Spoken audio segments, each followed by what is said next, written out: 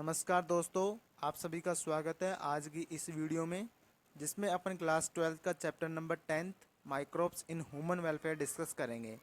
इससे पिछले वीडियो में अपन ने माइक्रोब्स और माइक्रोब्स को कैसे यूज़ किया जा सकता है इन हाउस होल्ड प्रोडक्ट के अंदर, इसके साथ साथ इंडस्ट्री के अंदर यूज़ करके माइक्रोब्स को कौन कौन से प्रोडक्ट तैयार किए जा सकते हैं, ये अपन ने पिछली वीडियो के अंदर सीख लिया था।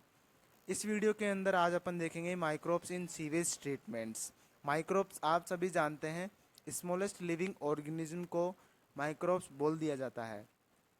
सीवेज यहाँ पे एक नया वर्ड है जिसका मतलब है वेस्ट वाटर। अब आप सभी के दिमाग में एक क्वेश्चन उठेगा कि माइक्रोब्स को अपन वेस्ट वाटर के ट्रीटमेंट के अंदर कैसे यूज़ कर सकते हैं। तो देखिए, आप अपनी डेली लाइफ के अंदर ऑब्जर्व करते होंगे कि लार्ज क्वांटिटी के अंदर वेस्ट वाटर जनरेट किया जा रहा है एवरी डे, ठीक है, जिसका मेजर कंपोनेंट कौन है? Human excreta. Human excreta waste water का मेजर कंपोनेंट है, ठीक है। इसके साथ साथ जो म्युनिसिपल वेस्ट वाटर होता है उसको क्या बोल दिया जाता है? सीवेज बोल दिया जाता है। अब आप सभी को पता होगा कि सीवेज के अंदर ऑर्गेनिक मैटर प्लस माइक्रोब्स मिलते हैं। जो माइक्रोब्स मिलते हैं वो बहुत ही पैथोजेनिक होते हैं। पैथोजेनिक यहाँ पे एक न्यू वर्ड आया है जिसका मतलब है कि वो ऑर्गेनिज्म जो किसी बॉडी के अंदर डिजीज कोज करता हो उसको अपन क्या बोल देंगे? पैथोजेनिक बोल देंगे, ठीक है। तो देखिए कौन कौन से वेज हैं ट्रीटमेंट के लिए, सीवेज के ट्रीटमेंट के लिए। तो यहाँ पे देखिए, treatment of waste water is done by the heterotrophic microbes. यहाँ पे हेट्रोट्रोपिक माइक्रोब्स एक न्यू वर्ड आया है आपके सामने जिसका मतलब है heterotrophic microbes are generally group of micro organism. Heterotrophic microbes क्या है? ग्रुप है किसका? माइक्रोब्स का, माइक्रो ऑर्गेनिज्म का, जिसके एग्जाम्पल है ईस्ट। यहाँ पे स्पेलिंग गलत है, ईस्ट, माउल्स एंड बैक्टीरियाज। यहाँ पे क्या है? एग्जाम्पल्स हैं किसके? माइक्रो ऑर्गेनिज्म के, which are present in every type of waste water. Every type के वेस्ट वाटर के अंदर आपको हेट्रोट्रोपिक माइक्रोब्स मिल जाएंगे, ठीक है। और इनका जो सोर्स ऑफ फूड होता है वो क्या क्या होता है? ऑर्गेनिक कार्बन होता है, जो कि वेस्ट वाटर के अंदर या फिर सीवेज के अंदर मिल जाता है, ठीक है।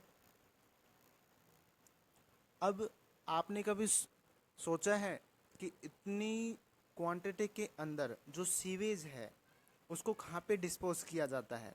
ऐसे ही नेचुरल बॉडीज़, वाटर बॉडीज़ के अंदर, जैसे कि रिवर हैं, स्ट्रीम्स हैं, इनके अंदर डायरेक्टली इसको डिस्पोज नहीं किया जा सकता क्योंकि ये काफ़ी हानिकारक हो सकता है अपने लिए, ठीक है। तो इसको सीवेज को ट्रीट किया जाता है किसके अंदर? सीवेज ट्रीटमेंट्स प्लांट्स के अंदर। तो देखिए, अब सीवेज ट्रीटमेंट प्लांट ही अपन देखेंगे। सीवेज ट्रीटमेंट प्लांट कौन कौन से तरीके से अपन ट्रीट कर सकते हैं सीवेज को। फर्स्ट जो मेथड है वो है फिजिकल ट्रीटमेंट, जिसको आप प्राइमरी ट्रीटमेंट भी बोल सकते हैं। सेकंड है बायोलॉजिकल ट्रीटमेंट, इसको आप सेकेंडरी ट्रीटमेंट भी बोल सकते हैं। थर्ड है केमिकल ट्रीटमेंट, जो कि अपनी एनसीईआरटी में नहीं है, ठीक है। देखिए, फर्स्ट अपन देखते हैं प्राइमरी ट्रीटमेंट या फिर फिजिकल ट्रीटमेंट। इसके अंदर क्या होता है? फिजिकली रिमूवल किया जाता है किसका? पार्टिकल्स का, लार्ज और स्मॉल पार्टिकल्स का फिजिकली क्या किया जा सकता है? रिमूवल किया जा सकता है प्राइमरी ट्रीटमेंट के अंदर या फिर फिजिकल ट्रीटमेंट के अंदर। Form the sludge through filtration and sedimentation कैसे किया जा सकता है? यहाँ पे दो मेथड है, फर्स्ट है फिल्ट्रेशन, सेकंड है सेडिमेंटेशन। इसको अपन एक एग्जांपल से सीखेंगे। फिल्ट्रेशन और सेडिमेंटेशन दो मेथड है, इसको अपन एक एग्जांपल से सीखेंगे। एग्जांपल ये है, एक गिलास पानी का लीजिए आप, उसके अंदर कुछ अमाउंट ऑफ सॉइल ऐड कर दीजिए और कुछ पेपर ऑफ पीस ऐड कर दीजिए। अब अमाउंट जो होगा, पार्टिकल्स जो होंगे सॉइल के, वो काफ़ी स्मॉल होंगे कंपैरिजन पेज के कंपैरिजन, पेज के जो पीस के कंपैरिजन में जो पार्टिकल्स होंगे वो सोइल के क्या होंगे, बहुत ही स्मॉल होंगे। और जो पेपर के पीसेज हैं जो कि फ्लोट कर रहे हैं on the surface of water, water की सरफेस पे जो तैर रहे हैं वो लार्ज, उनका क्या होगा, लार्ज पार्टिकल होंगे। ठीक है, तो अब आपसे बोल रहा हूँ मैं कि इसको फिल्टर करो पानी को, तो आप क्या करोगे, पेजेस को निकाल दोगे बाहर और आप बोल दोगे कि ये फिल्टर हो गया। लेकिन अभी भी उसके अंदर क्या है, सोइल का अमाउंट बचा हुआ है। उसको आप कैसे फिल्टर करोगे या फिर उसको आप कैसे प्योरीफाई करोगे, तो आप वेट करोगे कि जो पार्टिकल्स हैं सोइल के, जो पार्टिकल्स हैं वो नीचे सरफेस पे सेटल डाउन हो जाए, तो मैं इस जो पानी है कंटेनर के अंदर उसको दूसरे कंटेनर में लेके बोल सकूं कि मैंने इसको प्योरीफाई कर दिया है। तो आपने किसका वेट किया, आपने वेट किया कि पार्टिकल्स नीचे सेटल डाउन हो जाए। तो उन्हीं पार्टिकल्स का या फिर सॉलिड का सरफेस पे सेटल डाउन होना क्या बोल दिया जाता है, सेडिमेंटेशन बोल दिया जाता है। ठीक है, देखिए यहाँ पे दे भी रखा है all solids that settle the primary sludge, है ना। जो सॉलिड्स होते हैं वो बैठ के नीचे क्या बना देते हैं, नीचे सरफेस पे डिपॉजिट होके प्राइमरी स्लज का फॉर्मेशन कर देते हैं। किसका, प्राइमरी स्लज का फॉर्मेशन कर देते हैं। और जो ऊपर का जो सुपरनेटेंट है वो क्या बनाता है, इफ्लुएंट बनाता है। क्या बनाता है, इफ्लुएंट। यहाँ पे प्राइमरी स्लज और इफ्लुएंट, यहाँ पे कन्फ्यूज़न होता है और यहीं से क्वेश्चन बनते हैं। तो इनको ध्यान रखना है कि प्राइमरी स्लज किससे बना, प्राइमरी स्लज बना जो सॉलिड्स थे जो कि सेटल डाउन हुए थे उनसे प्राइमरी स्लज बना है। और जो सुपरनेटेंट था, है ना, सुपरनेटेंट मतलब कि जो ऊपर वाला पोर्शन था जिसके अंदर कोई भी नहीं था, नीचे तो सोइल के पार्टिकल क्या हो गए, सेटल हो गए, लेकिन ऊपर कुछ नहीं था, तो उसको अपन ने क्या बोल दिया, इफ्लुएंट बोल दिया। यहाँ पे ये बात याद रखनी है। अब देखिए, अब जो ये प्राइमरी स्लज बनाया है इसको क्या कर लिया जाएगा, इफ्लुएंट बनाया है, स्लज को नहीं, इफ्लुएंट को।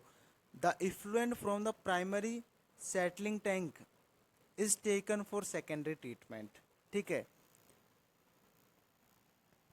जो इफ्लुएंट बना है उसको सेकेंडरी ट्रीटमेंट के लिए लिया जाएगा। ठीक है, इसका मतलब ये है। तो देखिए, सेकेंडरी ट्रीटमेंट या फिर इसको अपन बायोलॉजिकल ट्रीटमेंट भी बोल सकते हैं। इसके अंदर देखिए क्या है, the primary effluent is passed into large aeration tank. Secondary treatment के अंदर क्या किया जाता है, जो प्राइमरी इफ्लुएंट था, है ना, उसको लार्ज एरिएशन टैंक के अंदर पास किया जाएगा। अब ये एरिएशन टैंक क्या है, एरिएशन मतलब कि एयर। इसको अपन डिफाइन कर सकते हैं कि किसी भी मटेरियल का अपन इंट्रोडक्शन करवा रहे हैं एयर की प्रेजेंस में, उसको अपन क्या बोल देंगे, एरिएशन बोल देंगे। तो टैंक के अंदर एयर होगी और प्राइमरी इफ्लुएंट को क्या कर दिया जाएगा, पास कर दिया जाएगा। सेकंड पॉइंट है, where it constantly agitated mechanically and air is pumped into it. This allow vigorous growth of useful aerobic microbes into flocks.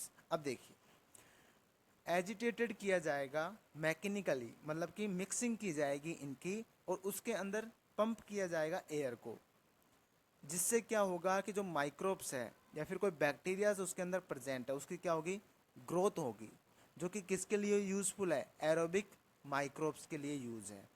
Flocs यहाँ पे क्या है, फ्लोक्स यहाँ पे जो है वो बैक्टीरिया और फंगस, बैक्टीरिया प्लस फंगस दोनों मिलके क्या बनाते हैं, एक नेटवर्क लाइक स्ट्रक्चर बनाते हैं जिसको फ्लोक्स बोल दिया जाता है।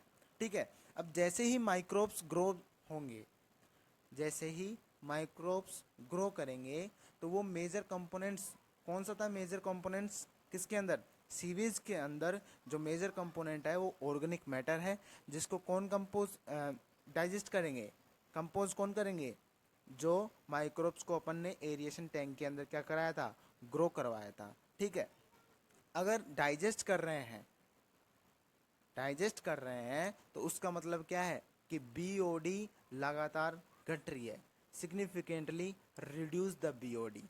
बीओडी यहाँ पे क्या है देखिए, बीओडी क्या है? बीओडी है biochemical oxygen demand. BOD biochemical oxygen demand, biochemical oxygen demand. देखिए, requirement of oxygen, requirement of oxygen, ध्यान से सुनना क्योंकि बहुत ही इंपॉर्टेंट है। ये क्या है? बहुत ही इंपॉर्टेंट है, इंपॉर्टेंट। देखिए, जो ऑक्सीजन रिक्वायर्ड होती है किसके लिए? माइक्रोब्स के लिए। क्यों? ऑर्गेनिक मैटर को डाइजेस्ट करने के लिए जो ऑक्सीजन की रिक्वायरमेंट होती है उसको ही बायोकेमिकल ऑक्सीजन डिमांड बोला जाता है। ठीक है। अब जो ये बीओडी है, ये बीओडी क्या है? डायरेक्टली प्रोपोर्शनल है किसके? वेस्ट वाटर के। मतलब कि जितना वेस्ट वाटर होगा उतना ही अपन को बीओडी चाहिए होगा, क्योंकि उसके अंदर उतने ही माइक्रोब्स होंगे, है ना। और उसको जल्द ही अपन को क्या करवाने के लिए, प्योर करवाने के लिए ज़्यादा ऑक्सीजन की डिमांड होगी। तो जो बायोकेमिकल ऑक्सीजन डिमांड है वो डायरेक्टली प्रोपोर्शनल है वेस्ट वाटर के। जितना वेस्ट वाटर होगा उतना ही बीओडी चाहिए होगा। ये बात समझ में आई है आपको? ठीक है। तो देखिए, अब इसको कब तक ट्रीट किया जाएगा सीवेज को? जब तक बीओडी कम नहीं हो जाती। कब तक ट्रीट करेंगे? जब तक कि बीओडी जो है, बायोकेमिकल ऑक्सीजन डिमांड है, वो बिल्कुल रिड्यूस नहीं हो जाता। ठीक है। तब तक अपन सीवेज को क्या करेंगे? ट्रीट करेंगे। किसकी प्रेजेंस में? माइक्रोब्स की प्रेजेंस में। अब देखिए, जैसे ही अपन ने क्या किया, बीओडी लगा दिया। ठीक है। बीओडी लगाने के बाद तो जो इफ्लुएंट था उसको वापस से पास कर दिया जाएगा सेटलिंग टैंक के अंदर। ठीक है। जहाँ पे बैक्टीरिया, जिसको आप फ्लोक्स बोल सकते हैं, वो क्या करेंगे? सेडिमेंट होंगे। ठीक है। तो देखिए, एरोबिक स्लज डाइजेस्टर उसको अपन बोलते हैं। किसको? The remaining major part of sludge is pumped into large tank called anaerobic sludge digester. मतलब कि जो रिमेनिंग पोर्शन है किसका? स्लज का, उसको अपन वापस से क्या करेंगे? लार्ज टैंक के अंदर, एरोबिक स्लज डाइजेस्टर के अंदर उसको पास करेंगे। ठीक है। अब इसमें क्या होगा? इसमें जो अदर काइंड के बैक्टीरिया है, other kind of bacteria, in this other kind of bacteria which grow anaerobic digest the bacteria and function in the sludge. मतलब कि क्या होगा? इसके अंदर एन एरोबिक अपन ग्रोथ करवाएंगे तो जो एरोबिक जो माइक्रोब्स हैं वो डाइजेस्ट हो जाएंगे। किसके थ्रू? जो कि एन एरोबिक स्लज डाइजेस्टर के अंदर जो बैक्टीरिया होंगे वो डाइजेस्ट कर लेंगे उनको। ठीक है। तो क्या होगा? ड्यूरिंग द डाइजेशन बैक्टीरिया, जैसे ही वो डाइजेशन करेंगे बैक्टीरिया का, तो कुछ गैसेस का मिक्सचर अपन को मिल। इसके बाद जो अपन को इफ्लुएंट मिला है किससे? सेकेंडरी ट्रीटमेंट प्लांट से, उसको अपन रिलीज कर देते हैं नेचुरल वाटर बॉडीज़ के अंदर, जैसे कि रिवर, स्ट्रीम्स के अंदर। ठीक है। अब आप काफ़ी अप्रिसिएट होंगे कि माइक्रोब्स कैसे रोल प्ले कर रहे हैं किसके लिए? सीवेज की ट्रीटमेंट्स के लिए और इंडस्ट्रियल पर्पज से और हाउस होल्ड प्रोडक्ट के लिए। ठीक है। अब आपको पता है जो अपने मिनिस्टर हैं, एनवायरमेंटल मिनिस्टर है या फिर फॉरेस्ट है या फिर और अदर मिनिस्टर्स हैं, वो गंगा एक्शन प्लान और यमुना एक्शन प्लान चला रहे हैं, जिसके अंदर क्या है कि काफ़ी रिवर्स को बचाया जाएगा और पोल्यूशन फ्री किया जाएगा इन प्लान्स के दौरान। कौन से plan? Microbes in sewage treatment के थ्रू। ठीक है। ताकि जो ट्रीटेड सीवेज है उसको ही डिस्चार्ज किया जाए किसके अंदर? रिवर के अंदर। तो जो अपने मिनिस्टर्स हैं वो काफ़ी कुछ कर रहे हैं गंगा एक्शन प्लान और यमुना एक्शन प्लान के अंदर। तो आपको ये याद रखना है कि गंगा एक्शन प्लान और यमुना एक्शन प्लान के अंदर क्या किया जा रहा है। ठीक है। इसके बाद में microbes in production of biogas, ये अपने नेक्स्ट वीडियो का टॉपिक होगा, जिसके अंदर अपन देखेंगे कि माइक्रोब्स कैसे रोल प्ले करते हैं बायोगैस के फॉर्मेशन के लिए। ठीक है। और thank you so much, keep watching. Thank you.